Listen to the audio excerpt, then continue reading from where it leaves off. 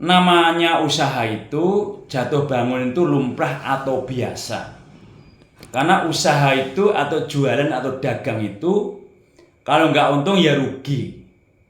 Kalau nggak untung ya rugi, ya kembali modal. Maka siapkan mental untuk menjadi seorang pengusaha. Siapkan mental untuk menjadi seorang pejuang yang tangguh dalam diri ini. Siapkan mentalnya. Lalu gimana cara seseorang yang lagi jatuh atau dalam keterpurukan atau lagi dienolkan oleh dirinya dan alamnya? Karena salahnya itu sejatinya pada salah dirinya sendiri. Kalau Gusti Allah nggak salah, Gusti Allah menunggu sadar kita. Nanti kalau kita sudah sadar dan menyadari, ditolong oleh Gusti Allah dan alamnya. Kalau Gusti Allah menolong kita itu gampang, tinggal kun fayakun, nyuruh orang lain nolong ke kita, masalah kita selesai. Masalah kita selesai kalau ditolong Gusti Allah. Kalau ditolong orang gitu, Gusti Allah lewat orang lain, masalah kita selesai. Gusti Allah nyuruh orang lain, bukan Gusti Allah langsung unuk-unuk, jlup dijatuhin dari langit, enggak.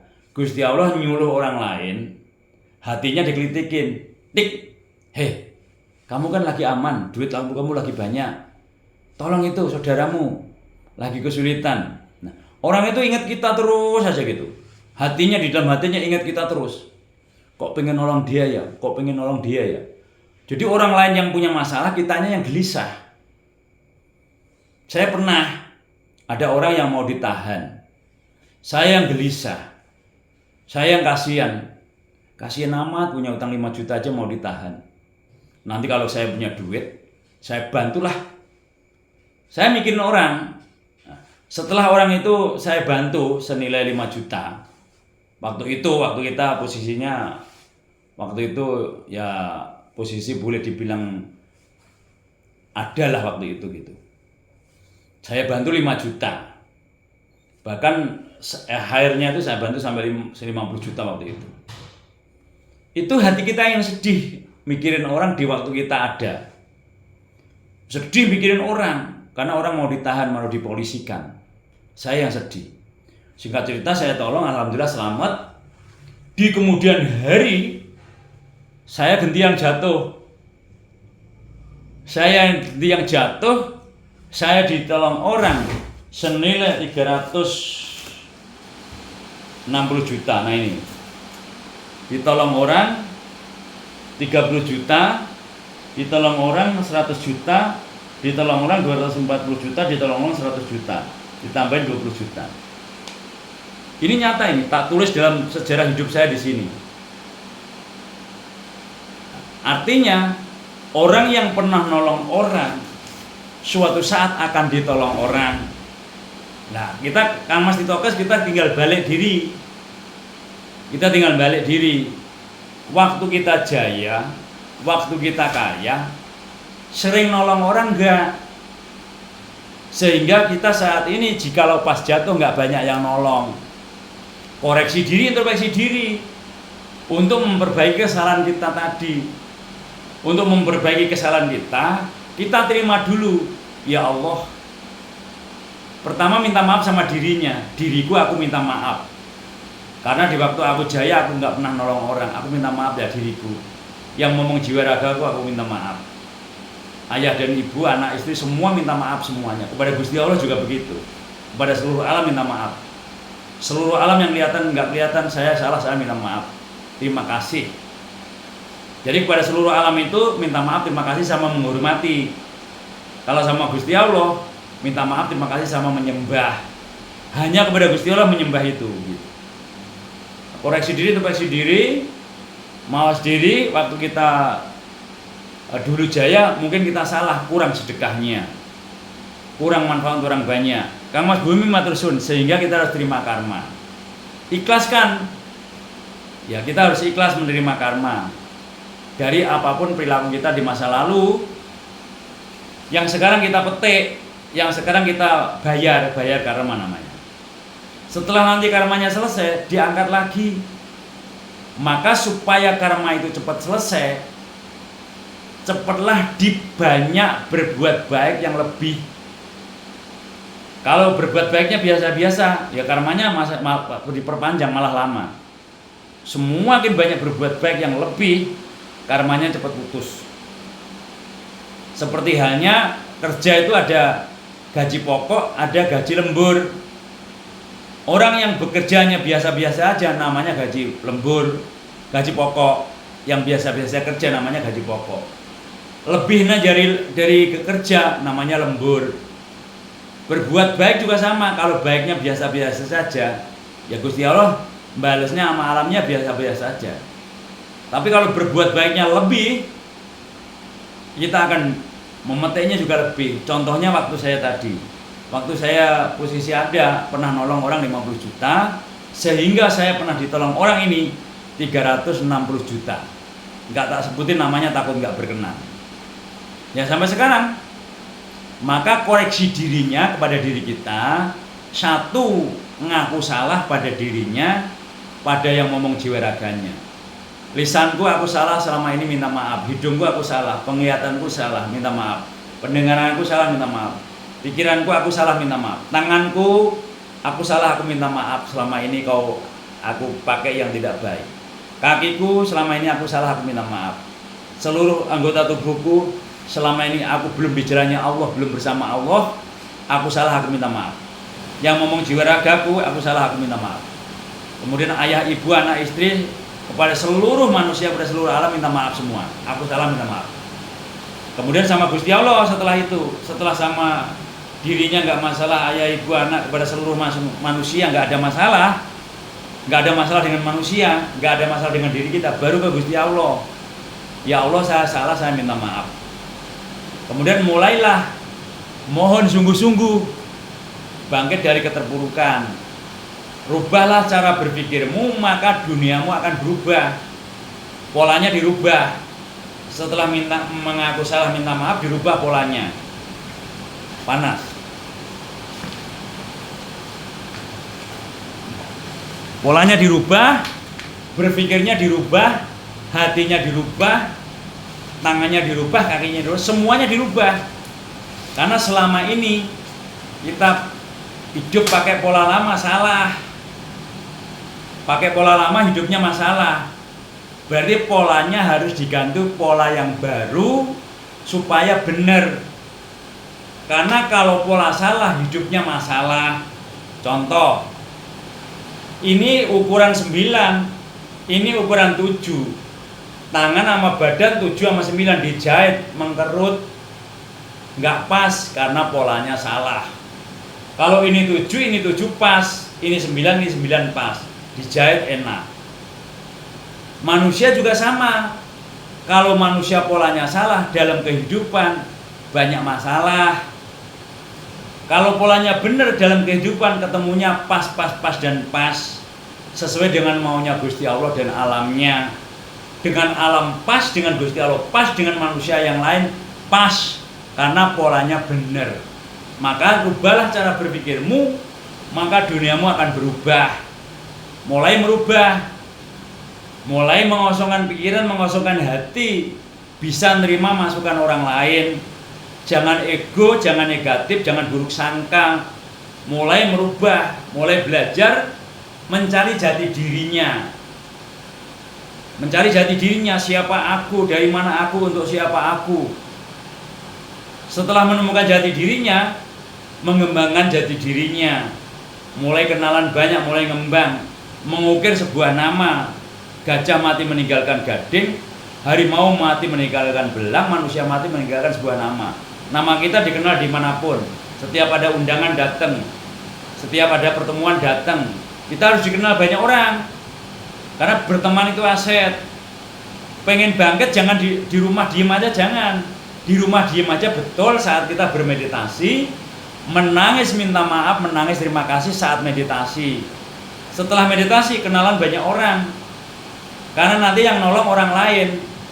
Dari Gusti Allah yang nolong, tapi lewat orang lain. Setelah kita sadar dan menyadari. Setelah kita jadi diri kita ngembang, nama kita ngembang di mana-mana, dikenal banyak orang. Maka nggak kenal, nggak sayang. 1000 teman kurang, 1000 sahabat, 1000 kiai, 1000 ustadz, 1000 motivator kurang, 1000 pendito, 1000 romo, 1000 kawan kurang, musuh satu lebih daripada cukup. Kita nggak punya musuh. Di dunia ini kita nggak punya musuh. Enak hidup. Semuanya teman, semua sahabat, semuanya kawan, semua saudara. Di mana-mana bebas, di mana-mana freedom, merdeka. Dan di mana-mana layak ditolong orang. Ia membawa 10 senjata. Di mana-mana membawa 10 senjata. Aman, membawa 10 senjata kok.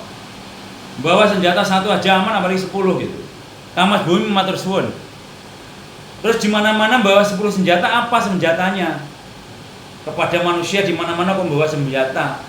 Senjatanya yang langsung dari Gusti Allah digunakan. Senjata yang lebih ampuh daripada nuklir. Nuklir nggak meledak itu.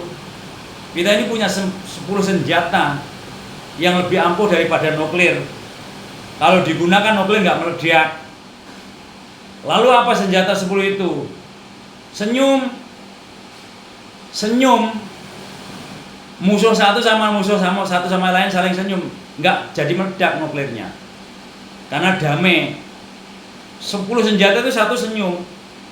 Saling senyum kepada manusia. Bahkan kepada seluruh alam, kepada Gusti Allah selalu senyum. Kedua, salam, saling salam. Saling menyelamatkan. Saling salam, saling selamat. Ketiga, saling sapa, saling menyapa. Saling komunikasi, saling mediasi, saling damai, saling bicara. Kemudian kelima, sopan santun. Dengan cara sopan santun, etika. Karena sukses seseorang itu tergantung komunikasinya, knowledge attitude. Knowledge attitude tergantung knowledge attitude-nya. Pengertian untuk beretika sopan santun kepada satu sama yang lain. Kemudian yang kelima adalah permisi, mohon izin, mohon diri.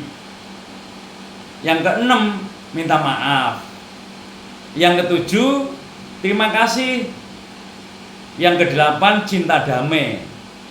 Di mana-mana cinta damai. Enggak di mana-mana bikin kerusuhan, bikin keributan. Jangan di mana-mana bikin onar aja. Di mana-mana bikin damai, membawa bismillahirrahmanirrahim jalan. Membawa kasih sayang, cinta damai dan kasih sayang. Di mana-mana cinta damai. Cinta damai. Membawa kerukunan, rukun Agawe Santoso. Kemudian nomor 9, kasih sayang. Di mana-mana tukang ngasih, tukang nyayangi. Masuk. Yang terakhir. Tidak, Pak. Hah? Tidak. Habis ya? Ini nih ada ini. Ada. Oke.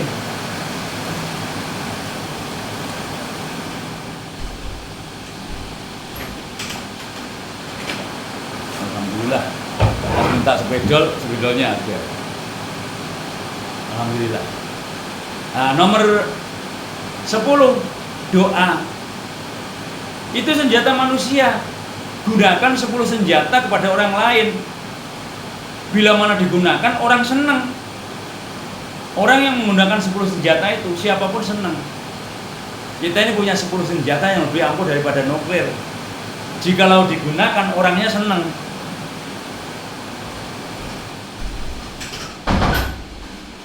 Nah, silakan buktikan 10 senjata itu. Senyum, salam, sapa, sopan santun, mohon izin, minta maaf, terima kasih, cinta damai, kasih sayang, dan doa.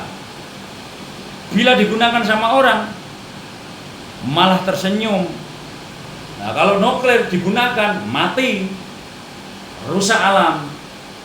Itu lebih ampuh 10 senjata itu daripada nuklir.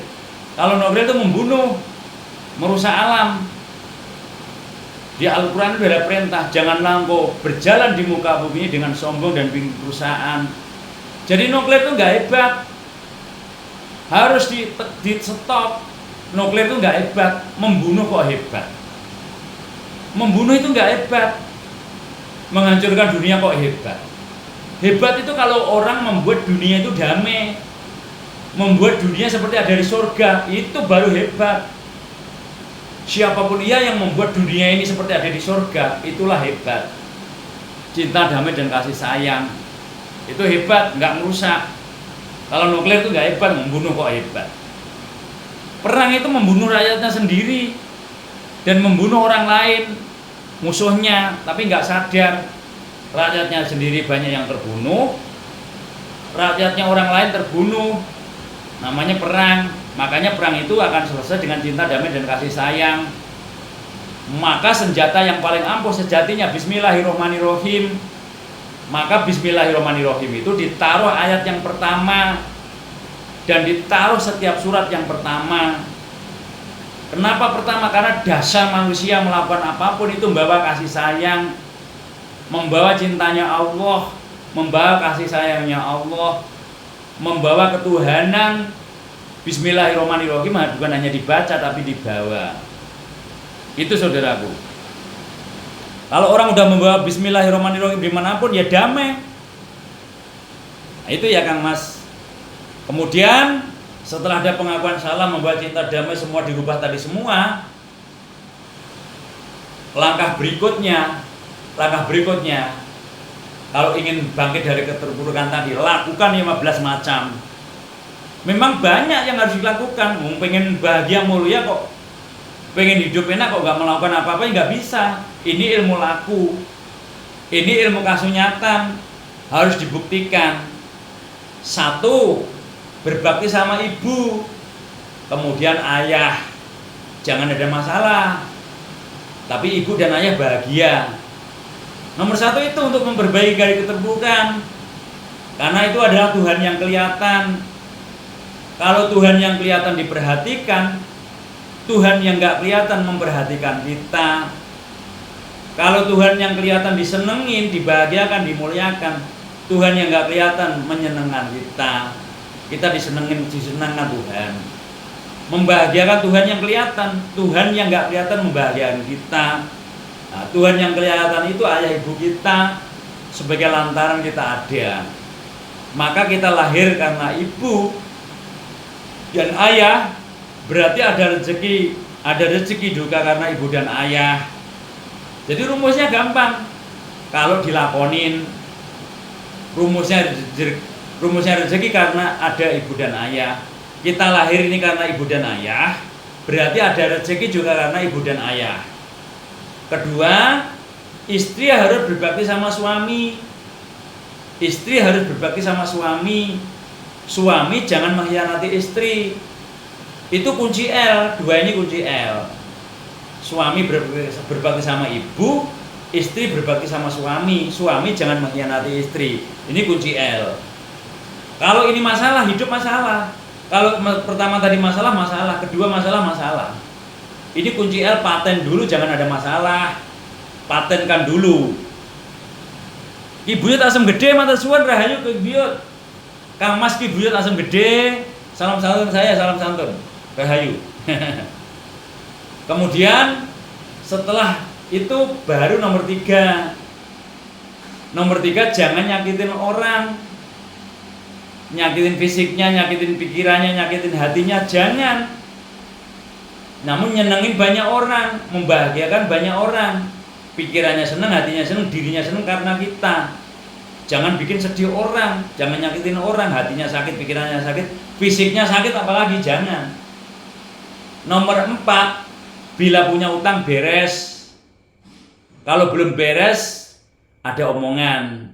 Banyak ini, punya utang sedikit-sedikit lupa. Jangan pernah lupa utang. Utang itu nggak boleh lupa, walaupun 1000 perak.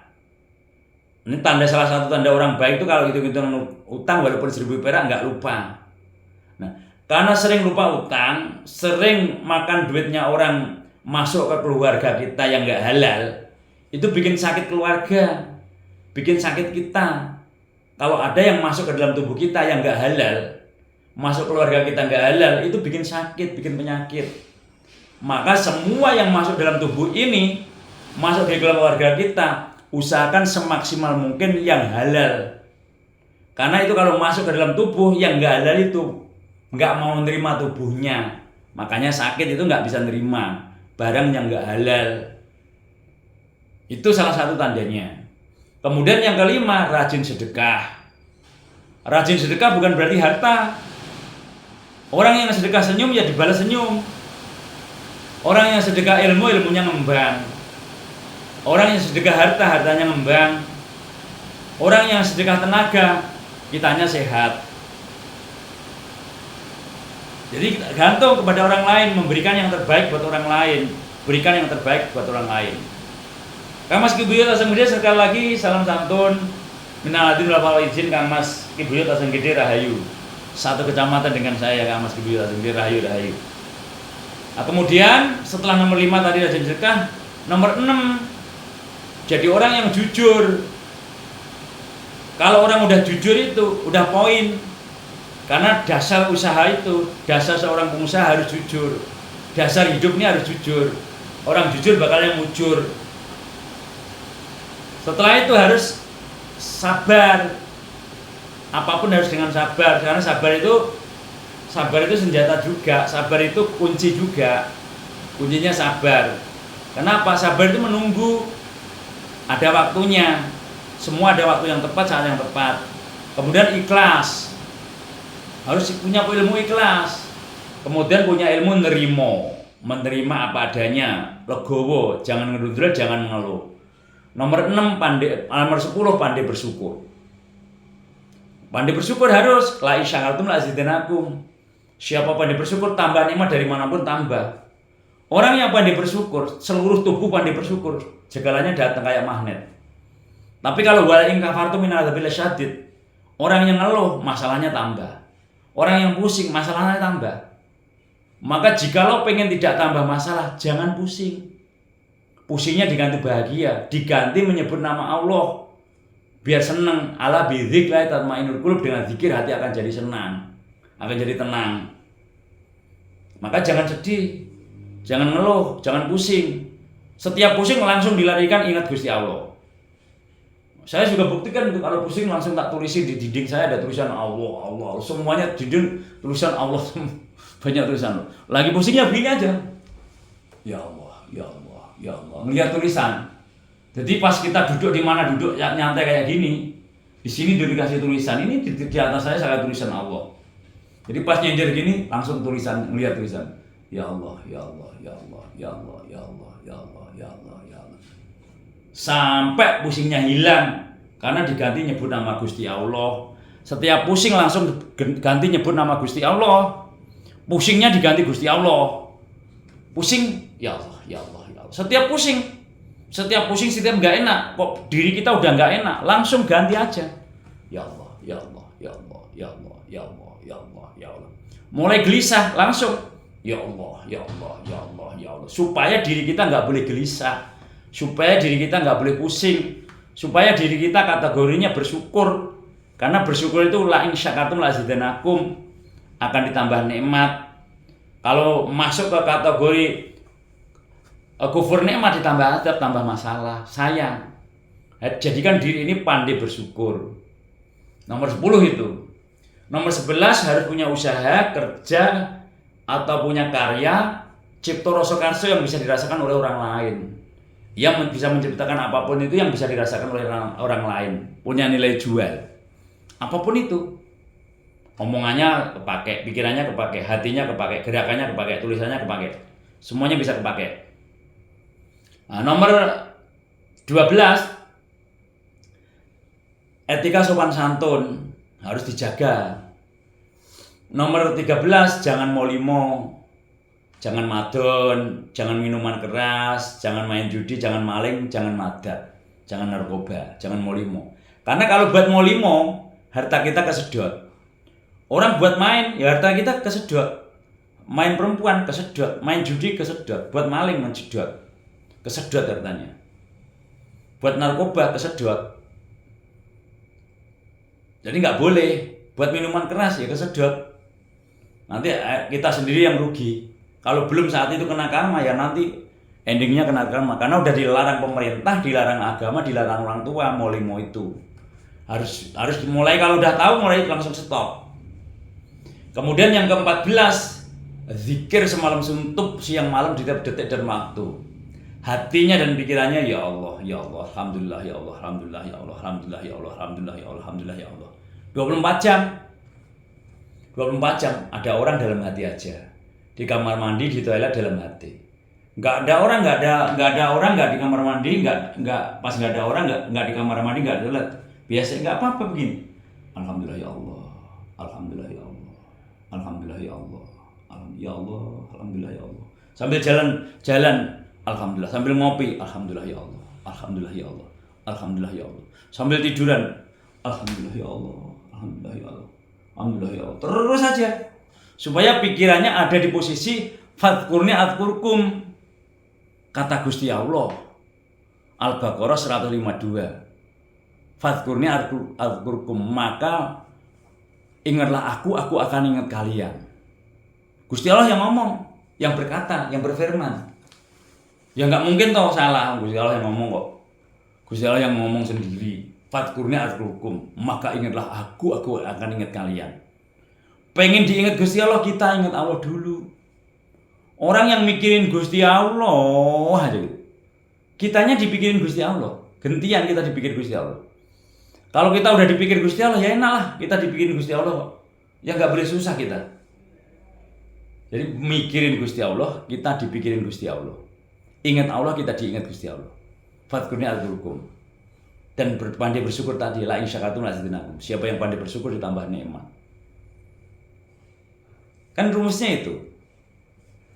Itu ya saudaraku. Setelah itu yang terakhir nomor 15, pasrah total sama Gusti Allah, losdol.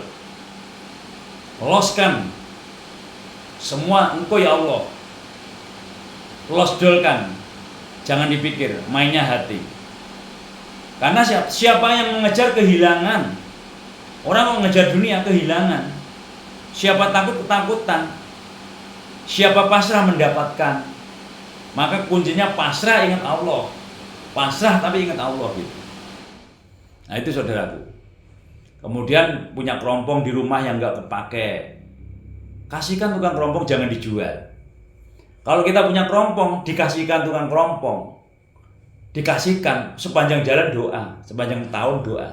Tapi kalau dijual dengan nilai rupiah, habis, selesai dengan uang, nggak jadi sesuatu. Jadi setiap pemberian yang tidak minta imbalan akan jadi sesuatu. Dan saat ngasih orang, jangan bilang minta doain saya ya. Kalau ngasih aja, jangan minta doanya. Nanti pamrih doa, nggak jadi sesuatu. Kalau ngasih aja, Allah udah mah tahu. Karena perbuatan yang ngasih itu ada 4. Timbul dari nuraninya, nggak ikut-ikutan. Itu baik asli itu. Kalau ikut-ikutan berbuat baik, ya nggak, ya baik tapi nggak asli. 2, tidak minta imbalan. Asli, berbuat baik minta imbalan ya baik tapi nggak asli. 3, melupakan, berbuat baik dilupakan, asli. Berbuat baik diungkit-ungkit, ya baik tapi nggak asli. Nomor 4-nya berbuat baik yang manfaat untuk orang banyak. Untuk orang banyak manfaatnya, bikin jembatan, bikin jalan yang bisa dimanfaatkan orang banyak itu asli. Kalau berbuat baik hanya untuk dirinya sendiri, ya baik tapi nggak asli. Nah, silakan semua dibuktikan ke dalam diri masing-masing. Nggih Kang Mas Karim, matur suwun nggih belajar bareng-bareng Kang Mas Karim. Kang Mas Karim NST, matur suwun rahayu. Kang Mas Harimau, nggih salam Kang Mas Bang, apa bedanya Gusti dengan Allah? Gusti itu bagus yang hati. Allah itu namanya yang kita sembah. Kalau Gusti, hatinya harus bagus supaya sampai ke Gusti Allah. Jadi Gusti Allah itu sebuah nama pemanis untuk menyebut Gusti Allah. Gusti itu harus bagus hatinya. Gusti bagus yang hati. Ngerti tengerin yang hati. Pasti pas di hati. Bukti buku catatan hati. Bukti itu buku hati. Yang tercatat di hati namanya bukti, ada buktinya. Gusti itu bagus yang hati. Allah itu nama yang kita sembah itu namanya Allah. Allah itu menyebut yang kita sembah yang punya nama Allah ini. Itu Kang Mas Harimau. Kang Mas dan Mas Agung, salam santun rahayu. Lah kalau digabung, nah Gusti Allah itu harus dipahami dengan hati kita. Harus di hati kita harus terbuka supaya menyaksikan Allah. Kalau orang bagus hatinya akan merasakan dilihat Gusti Allah. Gusti Allah melihat kita yang merasakan hati kita. Itulah sejatinya Gusti Allah itu. Jadi merasakan dilihat Gusti Allah. Itu saudaraku, hati kita merasakan dilihat Gusti Allah. Gusti Allah melihat kita 24 jam. Hati kita merasakan dilihat Gusti Allah. Nah gitu.